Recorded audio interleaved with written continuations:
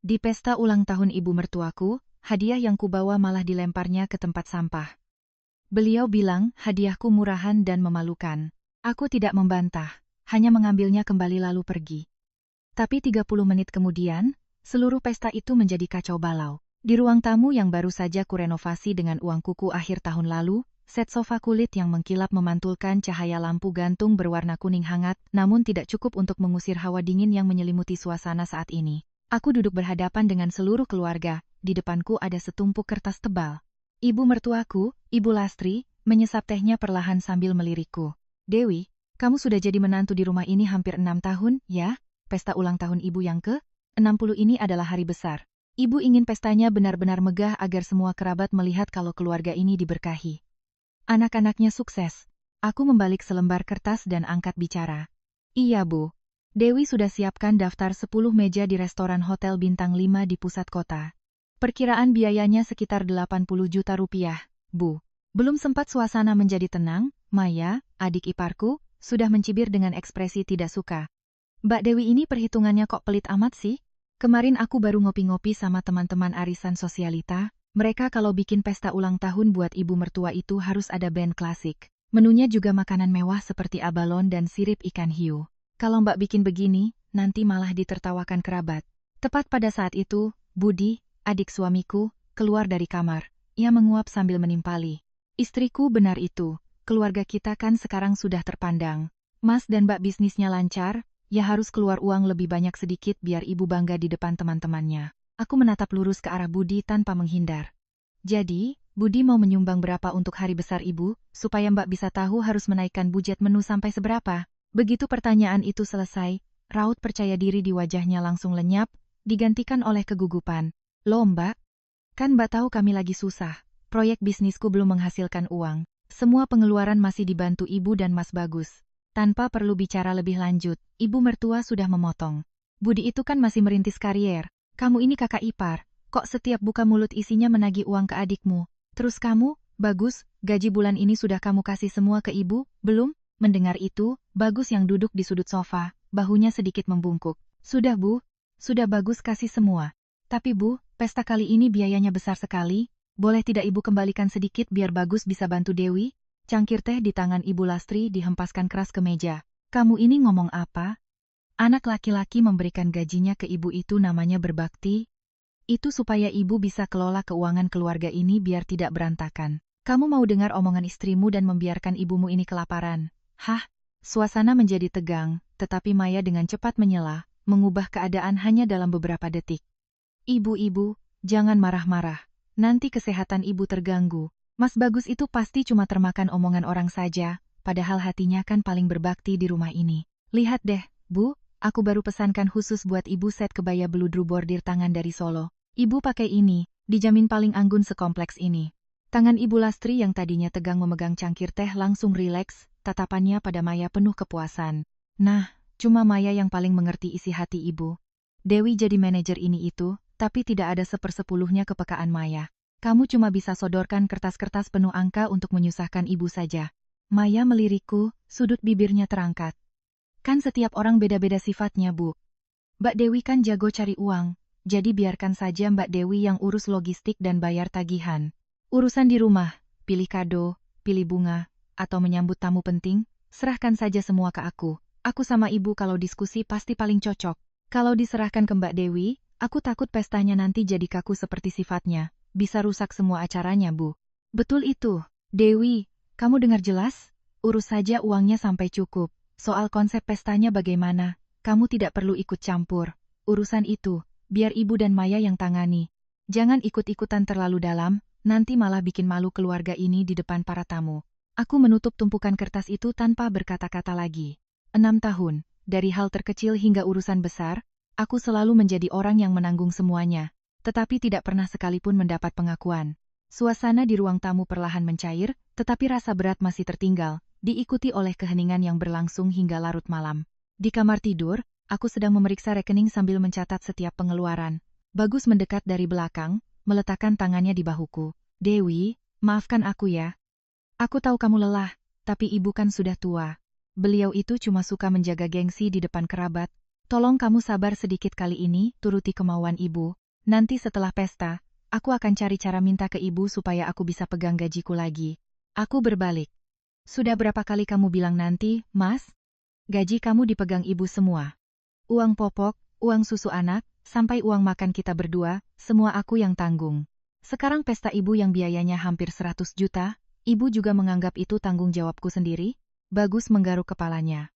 Ya kan ibu bilang Budi belum punya pekerjaan tetap, sementara Maya sedang hamil. Ibu pikir kita sebagai kakak yang lebih mapan. Tertawa. Lebih mapan?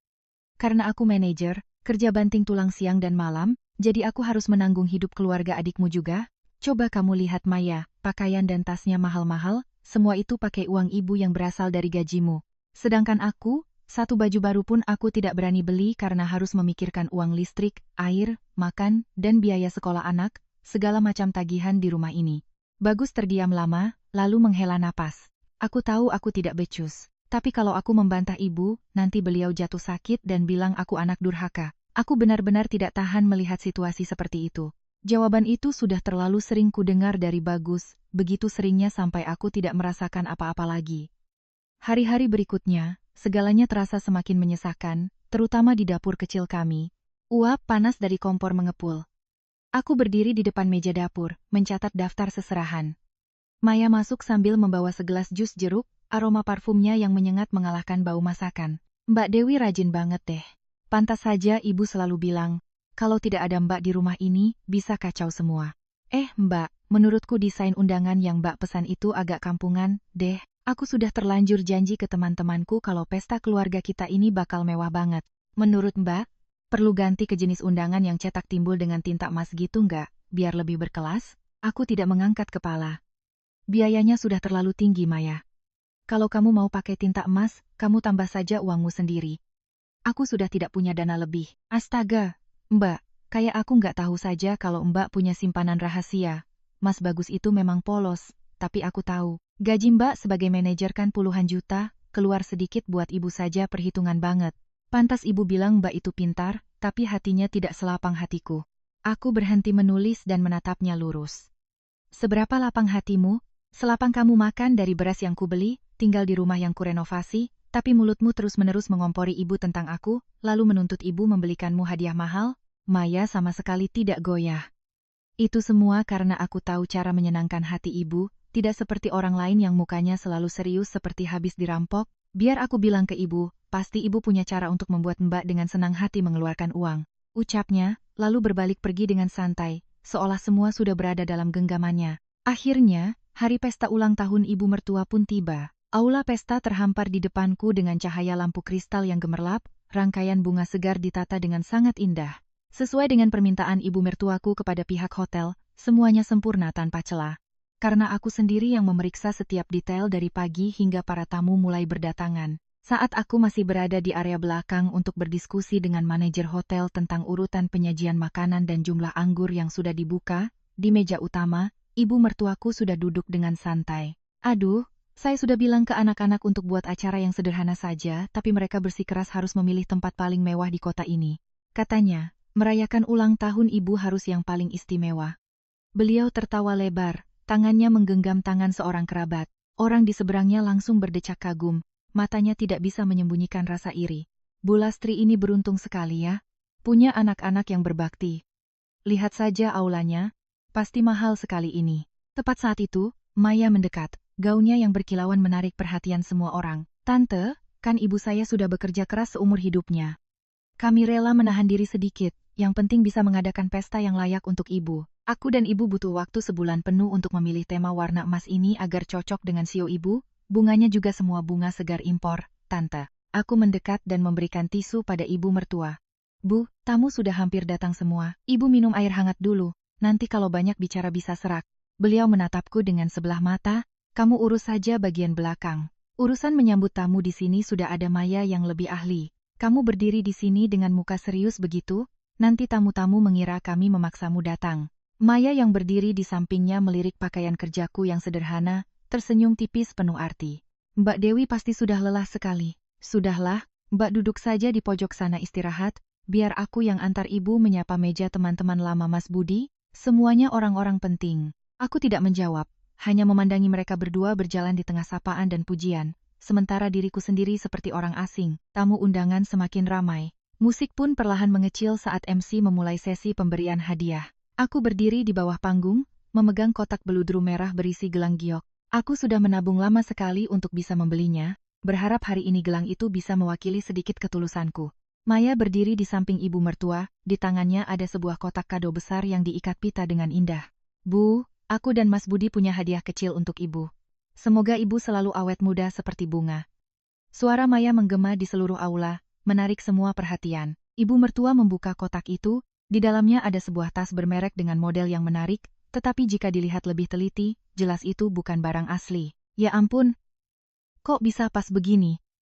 Ini warna kesukaan ibu. Kalian berdua masih susah. Kenapa repot-repot begini? Ucapnya, tetapi wajahnya berseri-seri dengan tatapan puas. Aku melangkah maju dan membuka kotak beludruku. Ibu, saya punya gelang giok ini. Saya doakan ibu selalu sehat, panjang umur, dan sejahtera.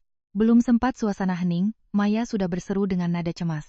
Astaga, Mbak Dewi, kenapa Mbak kasih hadiah giok?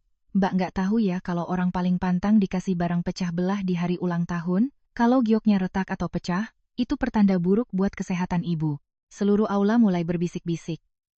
Ibu mertuaku menatap gelang itu, raut wajahnya berubah drastis. Dewi, apa maksudmu ini? Kamu mentang-mentang punya uang, lalu mau menyumpahi aku cepat mati supaya bisa menguasai rumah ini, begitu?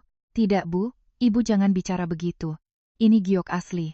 Saya ingin ibu memakainya agar terlihat anggun dan baik untuk kesehatan.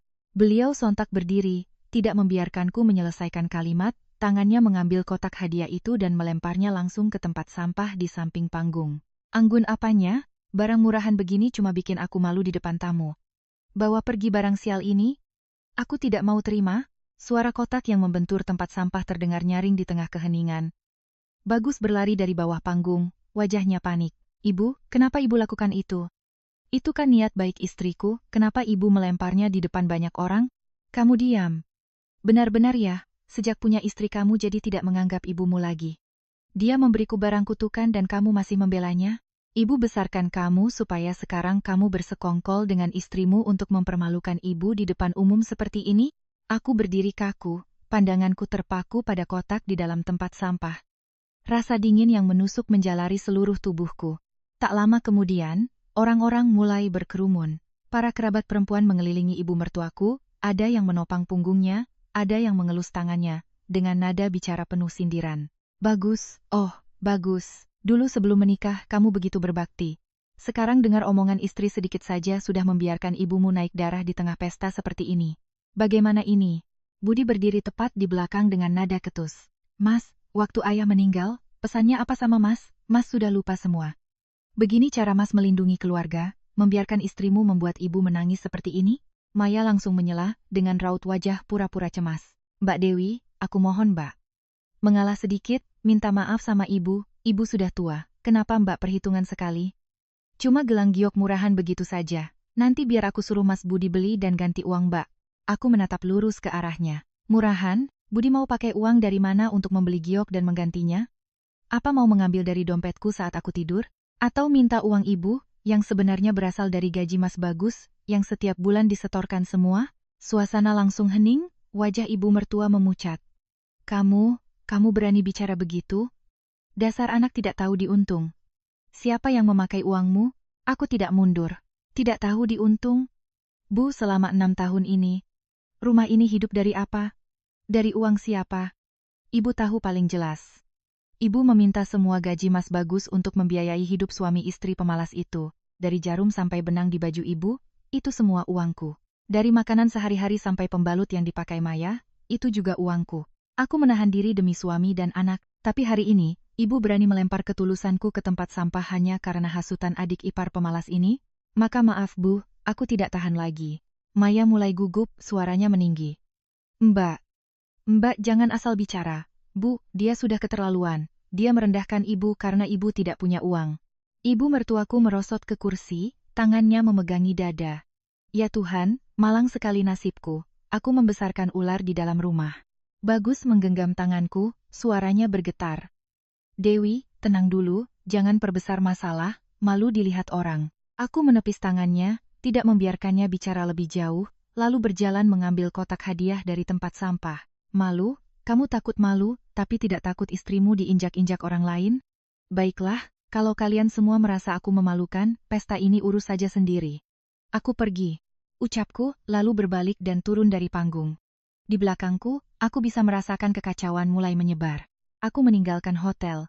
Suara bising dari aula pesta perlahan sirna. Aku duduk terdiam di dalam mobil. Cahaya lampu jalanan melintas, memantulkan panggilan video dari sepupuku yang cukup dekat denganku di layar ponsel. Di sana, gambaran pesta terlihat jelas. Tiba-tiba ponselku bergetar hebat, pesan dari Pak Rahmat, manajer hotel yang berurusan langsung denganku selama sebulan terakhir. Ibu Dewi, saya baru lihat ibu pergi. Ada masalah, Bu? Makanan utama sedang disiapkan. Apakah ada perubahan mengenai metode pembayaran? Aku mengetik di layar. Semua berjalan sesuai rencana. Namun, saya sudah membatalkan perintah auto debit dari kartu kredit saya. Tolong tagih langsung biayanya kepada pemilik pesta hari ini. Pesan terkirim, aku bersandar di kursi. Di layar ponsel, Bagus baru saja berbalik hendak berlari ke pintu, tapi Budi menahannya, tangannya menekan bahu kakaknya dengan keras. Mas mau kemana? Dia pergi? Ya biarkan saja. Nanti juga dia akan kembali sendiri. Kalau Mas pergi sekarang, berarti Mas lebih mementingkan istri daripada ibu. Mas mau membiarkan ibu kena serangan jantung di sini? Suara Budi terdengar bercampur dengan bisikan para tamu. Tak lama kemudian, Maya muncul di samping ibu mertua, sambil mengelus-elus dada beliau. Ia melanjutkan. Iya, Mas Bagus, Mbak Dewi itu mentang-mentang punya uang, jadi besar kepala. Nanti kalau amarahnya sudah reda, pasti dia akan kembali untuk membayar tagihan. Kalau Mas mengalah sekarang, nanti dia akan naik ke kepala kita semua. Ibu mertuaku, meskipun amarahnya belum reda, berusaha tetap tenang di depan para tamu. Biarkan saja dia, dasar menantu kurang ajar. Tanpa dia, aku masih punya anak-anak yang berbakti. Semuanya, silakan nikmati pestanya. Pesankan lagi 2 botol wine impor untukku. Aku menyaksikan pemandangan itu dari layar, sudut bibirku sedikit terangkat. Pesta berlanjut, bahkan lebih meriah dari sebelumnya. Melalui layar, aku melihat hidangan-hidangan mahal disajikan terus-menerus. Piring-piring berisi lobster dan abalon dihidangkan di tengah decak kagum para tamu. Suara denting gelas terdengar bertubi-tubi. Suara tawa semakin keras. 1, 2, 3, cheers! Tambahkan lagi 2 porsi lobster panggang untuk meja teman-temanku di sana. Pilih yang paling besar dan paling segar. Hari ini aku bahagia, tidak boleh ada yang pulang dengan perut kosong, mengerti? Suara ibu mertuaku terdengar penuh semangat. Maya juga tidak mau kalah, membawa sebotol wine berkeliling meja. Bapak-bapak, ibu-ibu, silakan dinikmati sepuasnya. Keluarga kami tidak kekurangan apa-apa untuk menjamu kalian. Tolong ambilkan lagi 2 botol wine Prancis label emas yang tadi saya lihat. Begitu ucapan itu selesai, seorang kerabat di dekatnya langsung berdecak kagum. Wah, Maya ini memang hebat, tahu cara menyenangkan kerabat seperti ini, Bu Lastri benar-benar paling beruntung. Tidak seperti si sulung tadi, mukanya masam terus, bikin takut saja. Aku terus menatap layar, tidak melewatkan satu detail pun. Tepat di puncak kemeriahan pesta, Pak Rahmat masuk bersama 2 staf kasir. Mereka berhenti tepat di samping meja utama, tempat ibu mertuaku sedang tertawa riang. Permisi ibu, pesta sudah hampir selesai. Sesuai kesepakatan dengan Ibu Dewi, kami izin mengirimkan tagihan pelunasan sisanya sekarang, karena ada beberapa layanan tambahan yang dipesan. Senyum di wajah Ibu Lastri membeku. Pelunasan apa? Dewi sudah mengurus semuanya. Kalian potong saja dari rekeningnya.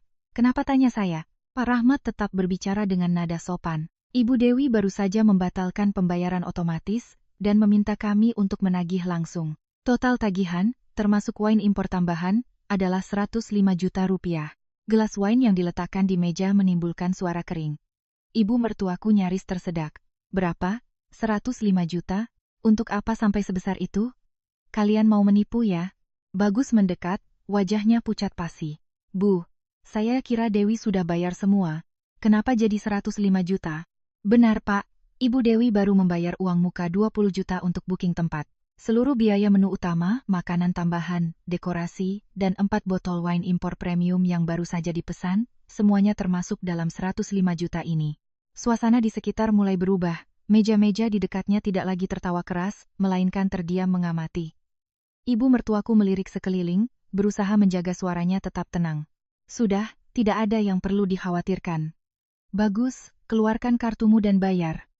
Dewi itu cuma marah sesaat. Kamu bayar saja dulu, nanti di rumah dibicarakan lagi. Bagus mengeluarkan kartunya, tangannya terlihat jelas gemetar. Aku menatap layar, kartu itu adalah rekening bersama kami. Tapi mana mungkin bisa dipakai? Tit, sekali tit, 2 kali, lalu 3 kali. Suara notifikasi dari mesin EDC terus berbunyi. Staf kasir mengangkat kepala, suaranya mulai berubah. Maaf pak, kartunya menyatakan saldo tidak mencukupi. Suasana seolah tercekik. Suara Bagus tercekat. Kenapa tidak cukup? Lalu ia berbalik ke arah Ibu Lastri. Bu, mungkin kartunya sedang bermasalah. Selama ini gaji saya kan saya berikan semua ke ibu. Ibu bilang ibu simpan untuk keperluan besar. Sekarang tolong ibu bayarkan dulu. Ibu mertuaku menjadi gugup, matanya bergerak ke sana kemari. Ya, uang yang kamu kasihkan ibu pakai juga untuk pengeluaran. Banyak sekali, untuk biaya pernikahan, selamatan, lebaran, lalu untuk modal usaha Budi dan membelikan mobil untuk mereka. Bagus seolah tidak percaya dengan telinganya. Suaranya meninggi. Ibu kasih semua ke Budi, saya beri ibu 20 juta setiap bulan, kadang 30,40 juta. Selama 5 tahun ini sudah lebih dari 1 miliar. Tapi sekarang, untuk pesta ulang tahun ibu sendiri, ibu tidak punya uang sepeser pun? Budi yang berdiri di sampingnya menghindari tatapan. Mas ngomong apa? Uang itu ibu kasih ke aku secara sukarela? Lagi pula aku pakainya untuk kepentingan bersama juga. Sementara Maya menunduk, memainkan ujung gaunnya. Mas Bagus jangan emosi, uang itu kan cuma titipan dunia, yang penting itu hubungan keluarga kita. Ya ampun, jadi dari tadi kita makan pakai uang menantu sulung yang diusir itu, kirain keluarga Bu Lastri ini sekaya apa, ternyata hidupnya menumpang pada menantunya. Suara seseorang memotong ucapan Maya. Ibu mertuaku pucat pasi, berbalik ke arah Maya dengan suara tergesa-gesa. Maya, coba lihat di tasmu ada berapa, bayar dulu untuk ibu, tadi kamu bilang baru dapat rezeki nomplok. Maya mundur selangkah, suaranya terbata-bata. Loh, Bu, uang itu kan dari keluarga saya untuk investasi. Keuntungannya sudah saya kirim ke orang tua saya untuk beli tanah. Lagi pula, mana saya punya uang sebanyak itu? Tadi saya cuma asal bicara biar ibu senang. Tidak ada lagi yang membela. Pak Rahmat, yang kini tidak lagi seramah tadi, angkat bicara. Maaf ibu, kami perlu pembayaran segera untuk serah terima shift. Jika tidak, kami terpaksa memanggil polisi untuk menyelesaikan masalah ini. Melalui layar, aku melihat jelas ekspresi di wajah setiap orang. Ibu mertuaku jatuh terduduk di kursi, matanya panik. Para kerabat yang tadinya memuji kini berbisik-bisik, bahkan ada yang tidak bisa menyembunyikan senyum mengejek. Staf hotel tidak lagi menjaga jarak, mereka berdiri menyebar di setiap pintu keluar. Tatapan mereka mengawasi setiap gerakan, membuat suasana yang sudah tegang menjadi semakin mencekik. Maya adalah orang pertama yang memecah keheningan, matanya menunjukkan ketidaksabaran. Heh, kalian ini kenapa berdiri mengawasi seperti mengawasi maling? Keluarga saya punya banyak uang, kenapa kalian bertingkah seperti ini? Tidak ada yang menjawab, hanya tatapan dingin dari para staf. Ibu mertuaku memegang tagihan di tangannya yang gemetar, lalu menoleh ke Maya. Maya, coba pikirkan cara lain. Ibu mohon, kamu bayar dulu untuk ibu, besok ibu suruh Mas Bagus ganti. Hanya dengan satu kalimat itu, segalanya berubah. Senyum di bibir Maya lenyap, digantikan oleh tawa sinis. Ibu ini lucu sekali. Tadi kan aku sudah bilang tidak punya uang. Kalaupun punya, itu uang pribadiku. Apa hubungannya dengan pesta ini sampai ibu menyuruhku membayarnya? Mbak Dewi yang bikin acara. Ya dia yang harus tanggung jawab. Ibu mertuaku tertegun, seolah tidak percaya. Kenapa kamu bicara begitu? Tadi kamu sendiri yang bilang kakak iparmu pelit, kasih hadiah sial. Kamu juga yang bilang ibu pesan saja makanan sepuasnya. Maya tidak menghindar, kata-katanya tajam. Aku memang menyuruh ibu pesan, tapi ibu kan punya hak untuk tidak memesan. Siapa suruh ibu mau? Ibu kan sudah dewasa, bukan anak kecil yang apa kata orang dituruti. Yang penting kan ibu juga haus pujian dan gengsi di depan teman-teman ibu, makanya ibu mengiyakan saja. Sekarang lihat tagihannya mahal, mau menyalahkan menantu bungsu ini? Ibu mimpi saja. Nada bicaranya membuat seluruh aula hening selama beberapa detik. Ibu mertuaku menunjuk ke arahnya, suaranya mendesis. Gara-gara kamu, semua ini gara-gara mulut besarmu itu, kalau bukan kamu yang menghasut, bilang gelang giok itu pertanda buruk, lalu menyuruhku mengusir Dewi. Apa masalahnya jadi begini? Tapi Maya tidak mau kalah, ia balas menatap tajam. Wah, ibu hebat sekali ya. Tadi ibu masih tertawa senang bilang kadoku lebih membanggakan daripada kado Mbak Dewi. Sekarang lihat tagihannya tinggi, malah menyalahkan aku kasih tahu ya Bu, tanpa uang Mbak Dewi, keluarga ini tidak ada apa-apanya. Jangan sok bergaya hidup mewah, bikin geli saja. Budi yang berdiri di sampingnya mencoba menengahi. Sayang, bicaranya pelan-pelan, dilihat orang. Belum selesai kalimatnya, Maya langsung berbalik, tatapannya tajam. Kamu diam, pria tidak berguna. Kalau kamu hebat, keluarkan uangmu untuk bayar utang ibumu, jangan cuma berdiri di situ pura-pura jadi pahlawan. Suasana semakin panas. Dan saat itulah, Bagus tidak lagi diam. Ibu ambil uangku untuk membiayai mereka berdua. Lalu ibu ikut-ikutan mereka menghina istriku pelit, kasih hadiah murahan, dan mengusirnya dengan kejam. Sekarang, pakai apa kita membayar tagihan ini? Budi menjadi gugup, suaranya mengecil. Mas, tenang dulu, Mbak Dewi kan kaya, uang segini tidak ada artinya buat dia. Belum selesai bicara, Bagus sudah berbalik dan mencengkeram kerah baju Budi. Kamu tutup mulutmu, kamu makan dari kakak iparmu, tidak ada yang terlewat satupun. Dari mobil yang kamu pakai, sampai nasi yang kamu makan. Sekarang kamu masih berani bicara seperti itu? Mana uangnya? Kamu pakai uang ibu untuk beli mobil, sekarang kembalikan uang itu biar aku bisa bayar. Maya langsung maju menarik tangan Bagus. Mas mau apa? Kok kasar sekali? Uang itu ibu berikan sukarela. Kalau mas hebat, cari saja istrimu itu. Mungkin sekarang dia sedang duduk di suatu tempat menertawakan wajahmu karena kamu terlalu penurut sama ibu sampai-sampai dipermainkan oleh seisi rumah ini. Kalimat itu seperti tamparan yang membuat Bagus tertegun. Tangannya terlepas, matanya kosong. Benar. Kamu benar. Aku memang bodoh. Aku kira menuruti ibu itu berbakti, ternyata aku sedang memelihara sekelompok benalu hingga akhirnya dipermalukan seperti ini. Tepat saat itu, Pak Rahmat kembali untuk ketiga kalinya, tapi kali ini tidak sendiri. Dua petugas keamanan berdiri di kedua sisi, menghalangi jalan keluar. Tamu undangan sudah hampir habis, hanya tersisa kerabat dekat yang masih bertahan dengan tatapan penasaran. Maaf, Bapak Bagus, ini terakhir kalinya saya mengingatkan. Jika dalam 5 menit tidak ada pembayaran, kami terpaksa melaporkan ke polisi atas tindakan menggunakan jasa tanpa membayar. Bagus melangkah maju dengan suara memohon. Pak, tolong izinkan saya berutang. Besok pagi saya akan antar uangnya. Saya bersumpah akan bayar. Tapi Pak Rahmat menggelengkan kepala. Prinsip restoran kami tidak mengizinkan utang. Ibu Dewi sudah memberitahu kami untuk menagih langsung hari ini. Ibu mertuaku menoleh ke Bagus, matanya mulai panik. Bagus, coba kamu hubungi temanmu. Pinjam dulu. Ibu tidak mau ditangkap polisi, malu sekali nak.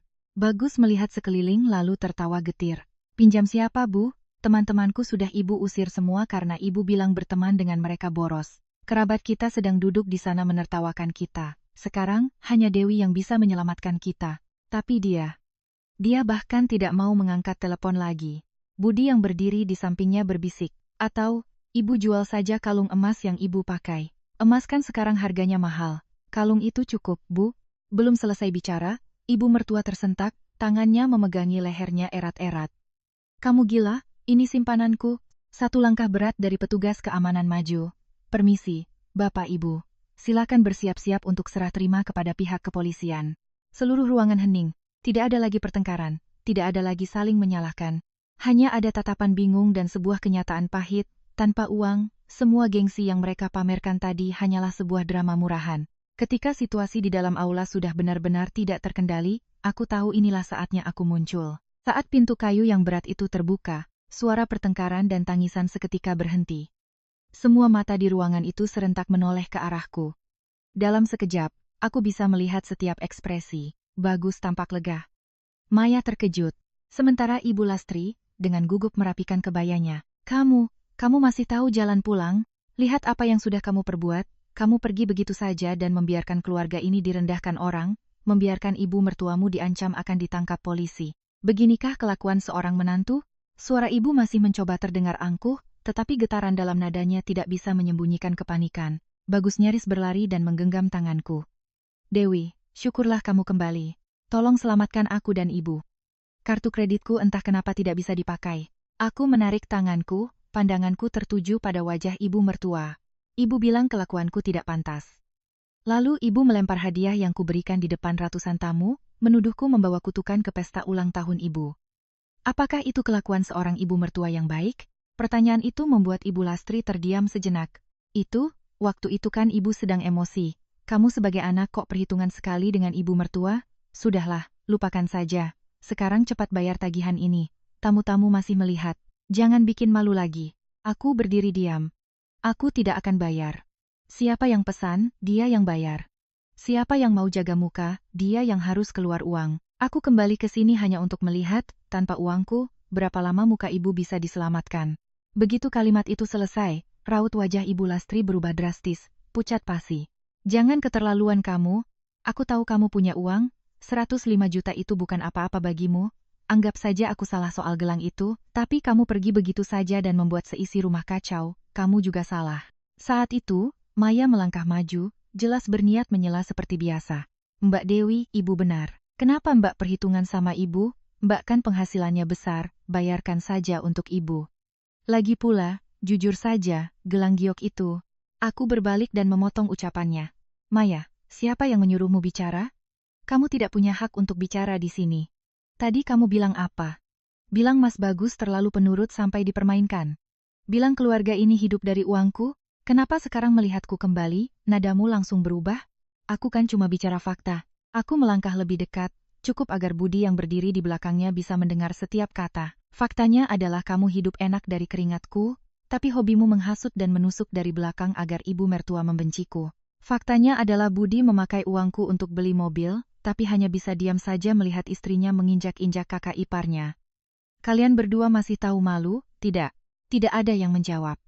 Maya membeku, sementara Budi menunduk tidak berani menatap. Di seberang sana, aku melihat petugas keamanan mulai memegang walkie-talkie mereka, gerakan kecil yang cukup membuat ibu mertuaku benar-benar panik. Beliau berjalan cepat ke arahku, suaranya bergetar. Dewi, tolong ibu nak, ibu minta maaf. Ibu hilaf melempar gelang itu, ibu tahu ibu salah. Tolong bayarkan tagihannya, nanti mereka benar-benar membawa ibu pergi. Aku masih melipat tangan. Ibu minta maaf pada siapa? Ya. Aku minta maaf, puas. Kalau begitu, maaf saya tidak bisa terima. Jika ibu tidak bisa mengucapkan permintaan maaf yang tulus di depan Mas Bagus, Budi, semua staf di sini, dan seluruh tamu, maka saya juga tidak punya alasan untuk mengeluarkan uang saya. Suasana kembali hening. Ibu Lastri melihat sekeliling, tatapannya bertemu dengan setiap orang.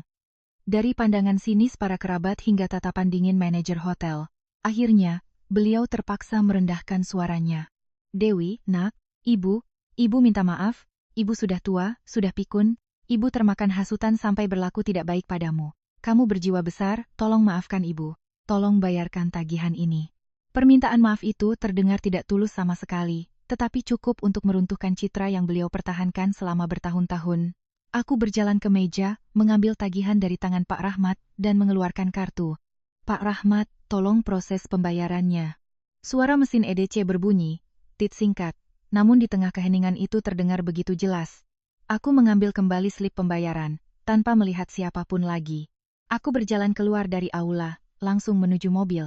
Tak lama kemudian, Bagus menyusul, masuk ke mobil dalam diam. Bagus memegang kemudi, matanya terus melirik ke arahku. Dewi, aku benar-benar minta maaf. Seharusnya aku tidak membiarkanmu kembali dalam situasi memalukan seperti ini. Aku tetap diam. Kamu minta maaf untuk apa? Karena ibumu melempar hadiahku? Atau karena kamu baru sadar ibumu sudah menghabiskan seluruh gajimu untuk membiayai keluarga adikmu? Dua-duanya. Aku tidak menyangka ibu bisa memperlakukan kita seperti ini. Aku pikir dengan menjadi anak yang berbakti, rumah tangga akan damai. Ternyata, aku adalah orang paling bodoh di rumah ini. Aku menoleh menatapnya, tatapanku tidak lagi selembut dulu. Aku kembali bukan karena aku takut pada ibu atau takut kamu malu. Aku kembali agar mereka mengerti bahwa tanpa aku, keluarga ini hanyalah sebuah reruntuhan yang ditutupi oleh gengsi semu. Bagus mengangguk, untuk pertama kalinya suaranya terdengar tegas. Aku mengerti. Aku janji, mulai besok semuanya akan berbeda. Aku tidak akan membiarkanmu menanggung semuanya sendirian lalu direndahkan orang lain lagi. Aku menatapnya sejenak, lalu tersenyum sinis. Jangan berjanji. Lakukan saja. Setelah pesta itu, keheningan di rumah terasa berbeda. Bukan lagi keheningan karena aku yang menahan diri, melainkan keheningan penuh ketegangan antara ibu mertua dan adik iparku. Dan ketidakcocokan itu tidak bertahan lama. Semuanya meledak di dapur, tempat di mana dulu hanya aku yang menanggung semuanya.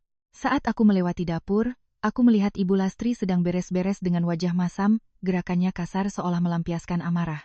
Sementara Maya duduk santai sambil bermain ponsel, tidak peduli dengan tumpukan piring kotor. Tidak ada yang mau mengalah. Dan kali ini, yang memulai adalah ibu mertuaku. Heh Maya, kamu punya mata tidak? Tumpukan piring kotor itu di depanmu, kamu mau membiarkannya sampai semut bersarang di sana? sudah numpang hidup, tidak menyumbang sepeser pun, malasnya bukan main. Maya tetap tidak mengangkat kepala. Ibu ini aneh. Selama ini kan Mbak Dewi yang menyewa ART atau dia yang bereskan sendiri, kenapa sekarang ibu malah menyalahkan aku? Aku kan sedang hamil, ibu tidak lihat? Begitu kalimat itu selesai, Ibu Lastri langsung berkacak pinggang. Jangan jadikan kehamilanmu itu sebagai tameng. Dulu aku memanjakanmu karena kupikir kamu tulus menyayangiku, kupikir kamu pintar, ternyata kamu cuma pintar menghasutku dan mempermalukan keluarga di depan umum. Tagihan 105 juta itu, kenapa kamu tidak pintar membayarnya? Maya meletakkan pisaunya, tatapannya tidak lagi menunjukkan rasa hormat. Buat apa ibu ungkit-ungkit lagi, bikin malu saja. Bukannya ibu sendiri yang mau lobster dan wine impor biar bisa pamer ke teman-teman? Aku menghasut itu satu hal, ibu serakah itu hal lain. Sekarang Mbak Dewi sudah berhenti kasih uang, ibu kehabisan uang lalu menyerang aku, begitu? Aku berdiri di ambang pintu dapur tanpa bersuara. Tetapi setiap adu mulut di antara mereka seolah membuka semua yang selama ini mereka sembunyikan. Wajah Ibu Lastri memucat, suaranya bergetar karena marah. Kamu berani bicara begitu pada ibu mertua? Budi mana? Turun kamu, lihat istrimu menghina ibumu. Budi berlari turun dari lantai atas, tetapi bukannya membela ibunya, ia justru mendekati istrinya dengan nada kesal. Sudahlah Bu, istriku tidak salah. Ibu ambil uang Mas Bagus lalu memberikannya padaku. Sekarang Mas Bagus minta kembali dan ibu tidak bisa mengembalikannya, kenapa malah menyalahkan kami? Kami tidak menuntut apa-apa dari ibu. Kalimat itu seperti pisau terakhir. Ibu Lastri jatuh terduduk di kursi, tatapannya kosong. Ya Tuhan, aku membesarkan anak laki-laki bertahun-tahun, mengeluarkan uang untuk menikahkannya. Tapi sekarang dia bersekongkol dengan istrinya untuk memakiku. Malang sekali nasibku. Malam harinya, makan malam berlangsung dengan suasana yang sama sekali berbeda. Tidak ada lagi meja yang penuh dengan lauk pauk, hanya beberapa hidangan sederhana. Bagus duduk di kepala meja, aku di sampingnya. Di seberang kami, 3 orang lainnya duduk dengan wajah muram. Bagus meletakkan setumpuk uang di meja. Bu, ini 10 juta untuk biaya hidup bulan ini. Mulai sekarang, aku hanya akan memberikan uang sejumlah ini untuk belanja dan kebutuhan dapur. Sisanya akan kuberikan pada istriku untuk membayar utang dan mengurus anak-anak. Ibu Lastri terkejut, suaranya langsung meninggi. 10 juta mana cukup untuk rumah sebesar ini, belum lagi uang jajan ibu, dan untuk membantu Budi dan istrinya. Bagus tidak membiarkannya selesai. Budi punya tangan dan kaki, suruh dia cari kerja sendiri. Istrinya suka berdandan, suruh dia pakai uangnya sendiri untuk beli. Aku tidak bisa bekerja untuk menghidupi benalu, lalu membiarkan istriku dihina seperti di pesta kemarin. Ibu jangan lagi membawa-bawa nama almarhum ayah untuk memaksaku. Kalau ayah masih hidup, beliau pasti tidak akan setuju dengan kelakuan ibu. Suasana meja makan menjadi hening. Ibu Lastri menoleh ke arahku, tatapannya penuh amarah. Dewi, lihat kan? Kamu menghasut suamimu untuk melawanku? Mau mendorong ibu mertua ini ke jurang kan? Aku meletakkan mangkukku, menatapnya lurus. Ibu salah, aku tidak menghasut. Kami hanya sedang memperbaiki apa yang sudah salah selama 6 tahun ini. Kalau ibu merasa 10 juta tidak cukup, ibu bisa minta Budi dan Maya untuk ikut berkontribusi. Atau, Maya mengurangi belanja baju dan tasnya, itu sudah cukup untuk bayar listrik setahun. Maya baru saja akan membuka mulut, tapi aku mengangkat tangan. Kamu diam. Kalau kamu berani bicara satu kata lagi yang menghina aku atau Mas Bagus, aku akan meminta Mas Bagus mengambil alih rumah ini. Rumah ini direnovasi pakai uangku. Aku akan usir kalian berdua. Kita lihat saja apakah mulut manismu itu bisa memberimu makan. Tidak ada lagi yang berani melawan. Budi menunduk. Maya terdiam. Sementara Ibu Lastri mengambil uang itu sambil bergumam, lalu berdiri dan langsung masuk ke kamar tanpa berkata apa-apa lagi. Sejak saat itu, tatanan di rumah ini berubah total. Waktu berlalu, tanpa perlu aku ikut campur, segalanya berjalan dengan sendirinya. Aku bukan lagi orang yang harus bersih-bersih, bukan lagi orang yang harus menyiapkan setiap makanan, dan bukan lagi target untuk mereka salahkan bersama. Aku pergi bekerja, pulang ke rumah, menjalani hidupku sendiri, tanpa terlibat dalam pertengkaran apapun. Di ruang tamu, pertarungan baru lebih sering terjadi. Ibu Lastri mengkritik setiap hal kecil, sementara Maya semakin menunjukkan sikap tidak peduli. Suatu kali, saat aku sedang membaca buku, suara Ibu Lastri kembali terdengar ketus. Maya, kamu punya mata cuma untuk pajangan? Mainan anakmu berantakan di mana-mana dan kamu masih bisa duduk santai main ponsel? Dasar pemalas. Tidak ada gunanya sama sekali di rumah ini. Maya menjawab acuh tak acuh. Ibu aneh sekali, dulu kan Mbak Dewi yang bereskan. Kenapa sekarang ibu tidak suruh dia saja? Kenapa selalu menyindir aku? Ibu Lastri tertawa sinis.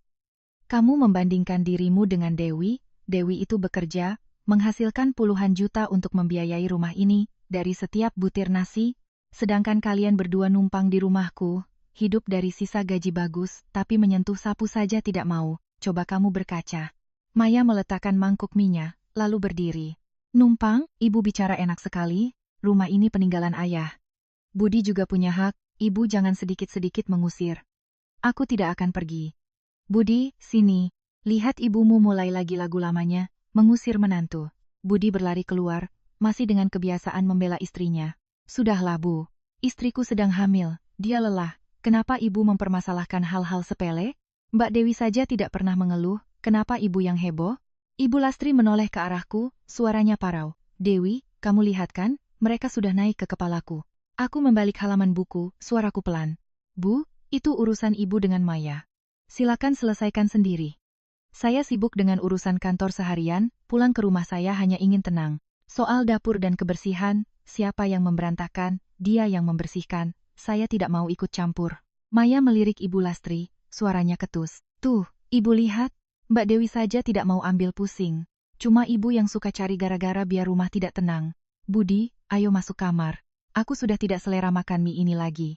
Mereka pun langsung naik ke lantai atas, pintu kamar ditutup, meninggalkan Ibu Lastri berdiri sendirian di ruang tamu dengan tatapan kosong. Beliau menoleh ke arahku, untuk pertama kalinya tanpa tatapan merendahkan. Dewi, kenapa mereka jadi licik begini ya? Aku berdiri dan menutup bukuku. Dulu kan ibu selalu bilang Maya lebih pandai bicara daripadaku. Terlalu pandai, jadi sekarang ibu yang merasakannya. Saya izin istirahat dulu. Aku masuk ke kamar dan menutup pintu. Di belakangku, masih terdengar helaan napas panjang Ibu Lastri. Tanpa perlu tindakan lebih lanjut, segalanya telah kembali ke tempatnya masing-masing. Para pendengar yang terhormat, cerita malam ini berakhir di sini. Terima kasih telah mendengarkan. Dalam sebuah keluarga, pengorbanan tanpa batas akan dengan mudah dianggap sebagai kewajiban, dan kebaikan yang salah tempat akan menjadi alasan bagi orang lain untuk memanfaatkannya. Ketika seseorang berani bangkit, bukan untuk membalas dendam, melainkan untuk melindungi nilai dirinya sendiri, maka tatanan alami akan terbentuk kembali. Siapa yang hidup dengan benar akan tetap tegak, dan siapa yang hidup menumpang akan menunjukkan sifat aslinya. Jika cerita hari ini membuat Anda merenung, jangan ragu untuk meninggalkan komentar, berbagi sudut pandang Anda, atau kisah nyata dari kehidupan Anda. Tekan suka dan berlangganan saluran kisah malam hari untuk terus mengikuti kisah-kisah kehidupan mendalam berikutnya. Sekali lagi, terima kasih para pendengar, semoga malam Anda tenang. Sampai jumpa.